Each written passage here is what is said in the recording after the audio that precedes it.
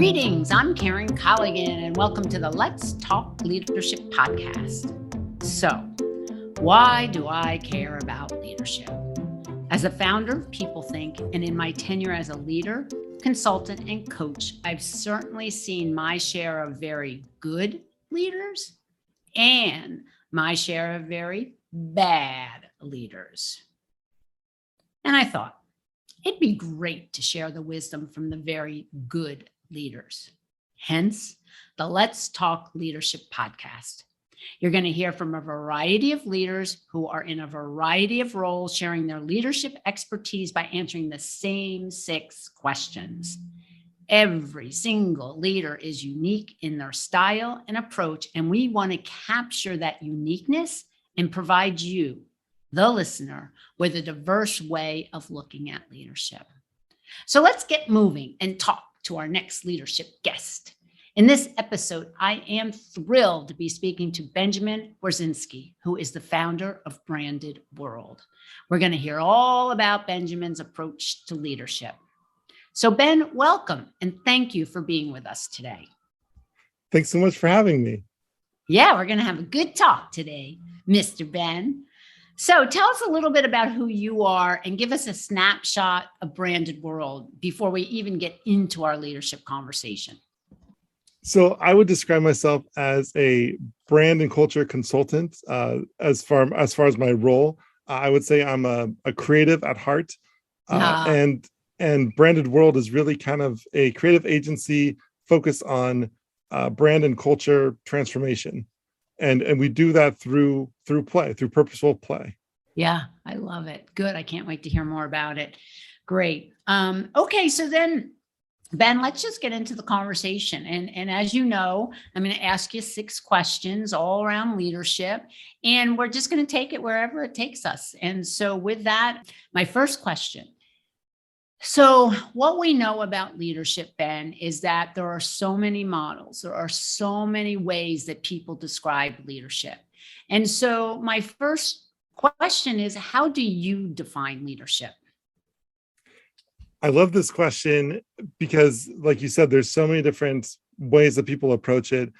I prescribe to the servant leadership model. I believe that as a leader, it's not about top-down direction. It's about how do we serve our team and provide them the resources and the tools and the environment, the space to thrive in their respective roles.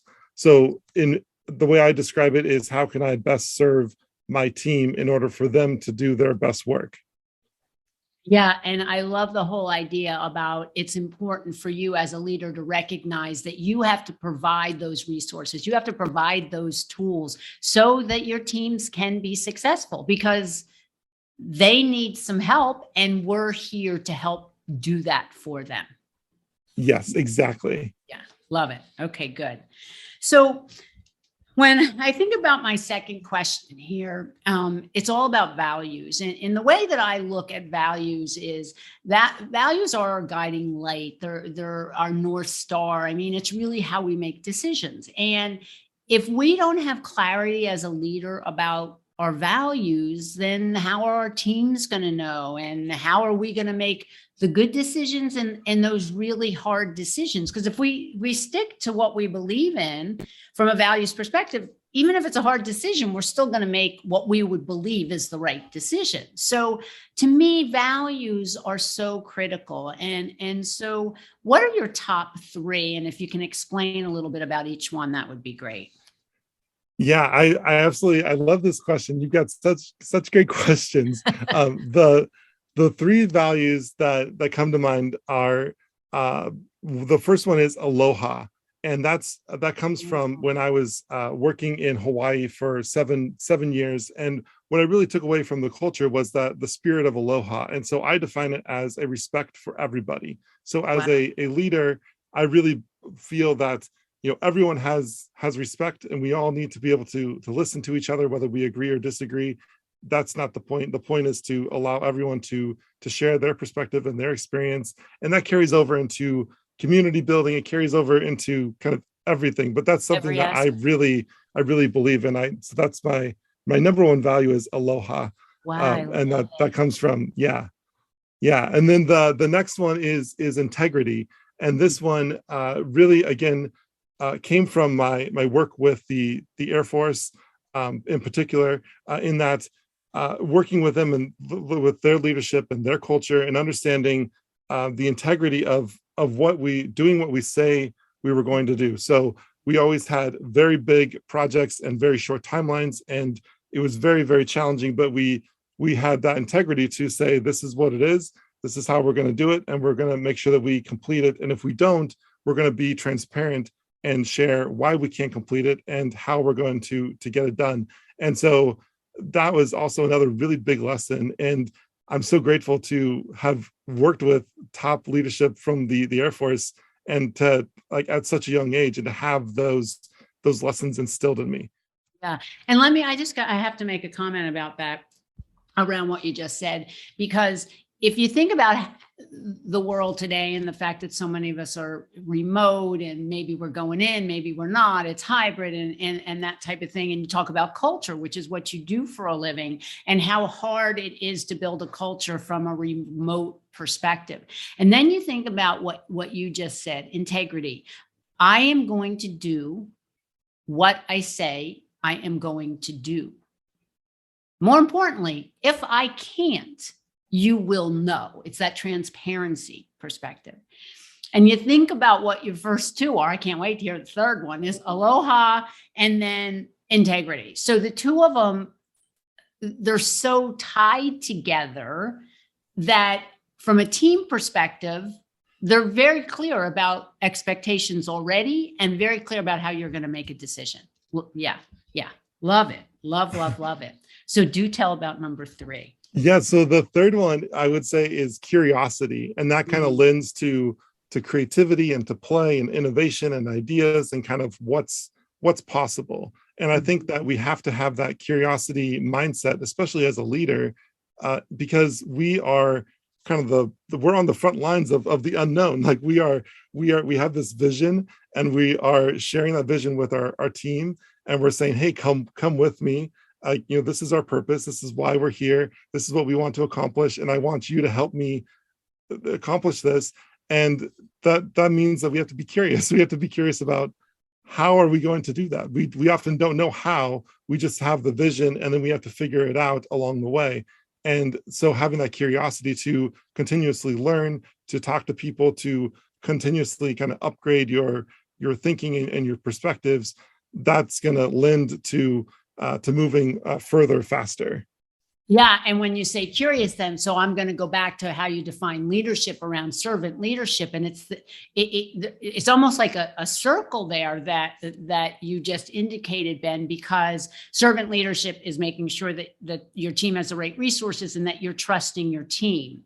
Your team then has to recognize that being curious and doing things differently is going to be okay. If I work for Benjamin, that's going to be okay. I'm going to explore different ways. There's more than one way to get to the end result. That gives me some freedom to know that you're still going to protect me. And I don't mean protect, and I do mean protect, as I maybe do it right, maybe I don't. And yet, if you're curious, you're giving me the freedom to be curious. Yes. Well, and we need every team member to be curious, because that's what brings about new ideas and new possibilities and different ways of thinking. And without that, then we get stuck in that kind of group think and into that groove, and like, oh, only this person can give the ideas. I just have to go along with it. Well, that's not being a full, like, that's not thriving in your job. It's not being a full human. It's not showing up as your full self. You're just basically completing, being a transactional cog in the wheel, and that's no fun, and that's not what we're meant to do. Yeah. And it goes back to the innovation piece. So if I'm curious, I can be innovative. And the cog in the wheel is so debilitating, isn't it? I mean, Yes. The morale and who wants to do anything. And so that really is a downward spiral for an individual, which then can, link to other team members. All right. So aloha, love it. Respect, integrity, do what you say you're going to do, and curiosity. We're going to innovate, and we're going to look at different possibilities. Yeehaw. Okay. Good job. Love it. Okay, so question number 3. It's no surprise. We're going through an enormous amount of transition and change. And, we've got the global pandemic, we've got the social awakening, and then the economic implications of both of those. So when you think about leading through transition and change, and this is kind of where you live in organizations, Ben. So how do you do it? How do you lead through those transitions and changes? Yeah, and this is such a, like, I think we're kind of constantly in change now. It seems like we're just there's no kind of pause anymore, where everything is stacked on top of each other, just like you described. And so I think back to when I was working with the Air Force in particular, and we were managing change with our stakeholders, and that was often very difficult for them to understand how things were going to change. And the way that we had to work through that was to get them to buy in and co-create. And so I think there's the way that I lead through change now is by, number one, kind of acknowledging, like, yes, like these are kind of, uncertain times, and we don't necessarily know what's ahead, but if we stay calm, if we allow each other to share our perspectives and how we're feeling and our thoughts and ideas, and we agree that we can co-create and come together to figure out a path forward, we're going to be a lot better off than if it's kind of, here's what we're going to do, and then like we go quiet on communication, or like, hey, just do this, and and then forget about it, and then like, oh, hey, that's not going to work, we need to change and do this, without sharing why. Yeah. So I think the to sum it up, it would be bringing everybody along with you as you navigate change. That's going to be the easiest way to get buy-in, to get co-creation, to get people to feel a part of it, and then to get them to kind of help lead the charge, because it's going to take everyone changing into that new way to have it be adopted. Yeah. So as I'm listening, Ben, what I'm thinking about is that whole idea about acknowledgement, and then the fact that we as individuals have to own our feelings, and then we have to be in a safe place that we can share our feelings. Because how can I co-create with my colleague or with my leader if I can't be who I am? And maybe I'm scared, maybe elated, maybe I am down in the dumps, and this change is just manifesting and manifesting. So as long as we as a team can trust each other and share, then we can co-create. Because if we don't get that stuff out of the way, we all know it's just going to show up somewhere else. Yes, exactly right. Yeah. That's fabulous. Good. Okay, so now we're going to talk about learning, and so the best leaders, as you just said, are curious and always learning. And so, what do you do? Like, what are your tools and resources that you use? Yeah, so like a little backstory. I would say I'm like a continuous learner, and I probably learn more outside. I've learned probably more outside of school than in school, because I'm just so curious about different things and different subjects. So I'm constantly reading.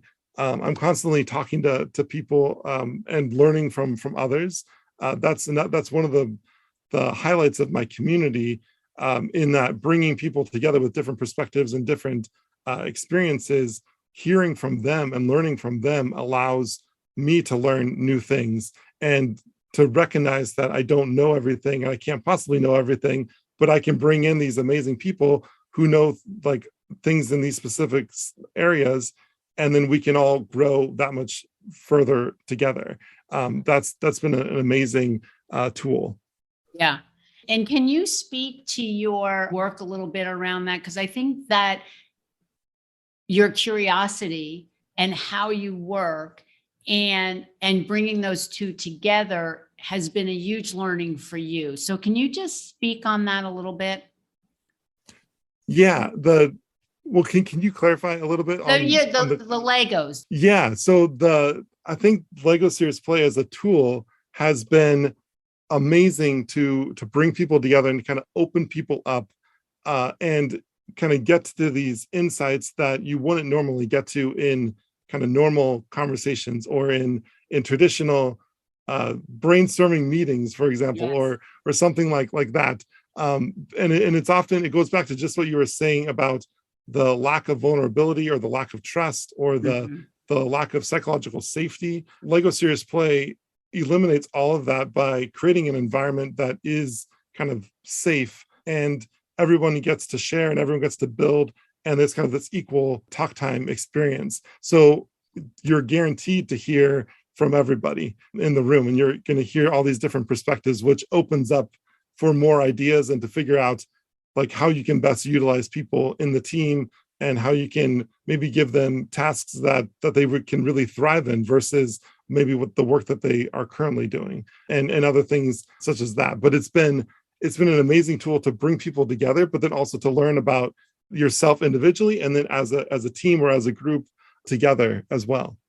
Yeah, and you and I have talked about it before, and you love Legos as a kid, and it's amazing to me how your curiosity and your continuous learning has brought you to this place where you can actually bring that into an environment and help others continue to be curious and innovate and learn and all the things that we're talking about. I mean, I think it's so fascinating. It just fascinates me. So I really want to make sure we talked about that, because the next question is about what do you do to develop folks that you work with? And so it's going to be obvious that you're going to use some of that. So what else do you do to help people learn and stretch and grow? Yeah, so I think it's a lot about the environment. Again, creating that safe environment, making sure that they feel safe and that they can explore. Oftentimes we're so busy that we don't pause to actually like kind of slow down and actually feel that we can be creative or explore something or make a mistake or this or that. I think of like growing up as a kid. With Lego, I was constantly ideating and figuring out what would work and how it would fit, and the engineering, and without knowing any of the terms, the professional Yes. terms of what Yeah. I was building. I was Yes. just trying to figure it out from Yeah. my imagination. The same is true from like playing Super Mario Brothers and trying to get through the different worlds, and you would try over and over and over. And so I think getting people to be comfortable to be in a space where they can fail fast, or they can iterate, or they can ideate, and they can figure out what works and what doesn't work without any of the repercussions or the quick no, or the that's never going to work, or like we don't need any of that. We just need to have this space to explore, and that's really the state, what I call like a state of play. If we can get people into that state of play, then we can really kind of unlock what's possible. I would imagine, and again, we've had a little bit of this conversation at another time, that at first people might be reluctant because they're nervous, or what's the other person going to say? And then once they get into it, it's like, whoa, look out world. I mean, that I love that. That's just the stories you've told me about. That's what I love to hear. Yeah, it's truly one of my favorite parts of the work that I do. Oh, how could it not be? Yeah, how could it not be? Yeah. And you make people have fun. Oh, go away, Benjamin. No, go away. And I'm going to learn something, and I'm going to build strategy and culture while I'm doing it. Oh, Ben, I hate that idea. All right. So my last question is, for me, it's so important to have joy in one's life. I love what I do, and I like to find joy outside of that. So what do you do? Is it art? Is it music? Obviously you love to build Legos, but what else do you do to like fill your heart and soul with joy? Yeah, no, so Lego is a big part of it, just building and kind of getting into that zone and kind of Uh-huh. escaping from the world, Uh-huh. or even trying to just process different ideas as I'm building it. Just things just kind of bubble up, and Yeah. it's just amazing. I also love to draw. My dad taught me to draw at like 4 or 5 years old, and so that's been a huge skill that I've continued to work on, and I'm so grateful for that, because being able to sketch different ideas like that also helps kind of visually figure out different things. Oh, yeah. And it also kind of lends back to the Lego, and it's just kind of all integrated. And then the other thing I love is nature. So if I can get out to the wilderness, or to mountains, or to the beach, I grew up on the West Coast, so I'm a big like beach person. And so just the water and just nature in general, if I can get away from the city out into the open spaces, that really kind of just fills me up to be more connected to nature, and yeah, just sitting in that. Yeah. Sitting in nature. Yeah. Can't you hear the ocean right now? Love that. Wow, Benjamin, thank you. Thank you so much. And before we close out and tell everybody where to listen, is there anything else you'd like to add about what you're doing now, and how people can connect with you? Oh, I appreciate that. This has been so much fun. The best way to connect with me would be to visit my website, brandedworld.co. And there you can also go to the community, the Bricks and Brands Network. I would love to have you there. It's a place to gather and to talk about the workplace culture of tomorrow that we want to envision as today's leaders. So it's an amazing place, and it's just been so much fun to build. And listeners, I am part of that community, so please come join us. Indeed. Yes. Great. Thank you. So again, Ben, thank you for your insights and thoughts about how important leadership is, servant leadership. Again, we all come from it in such a different way, and we have to spend some time thinking, who am I as a leader? How do I want to represent myself as a leader? Am I going to be able to have the strength to say yes? And am I going to have the strength to say no? So thank you very much. Really appreciate your insight. Thanks for listening. I'm Karen Colligan, and you've been listening to Benjamin Warsinke, founder, BrandedWorld. If this leadership podcast was of interest to you, go to the peoplethink.biz website and look at all the other distinguished leaders I've had the pleasure of interviewing. You'll learn so much about the uniqueness of leadership. I know I have.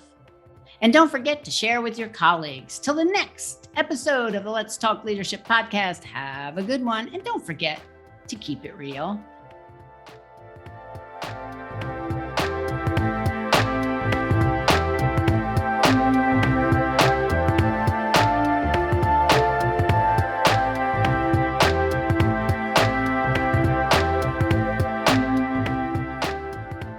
Music by Poddington Bear.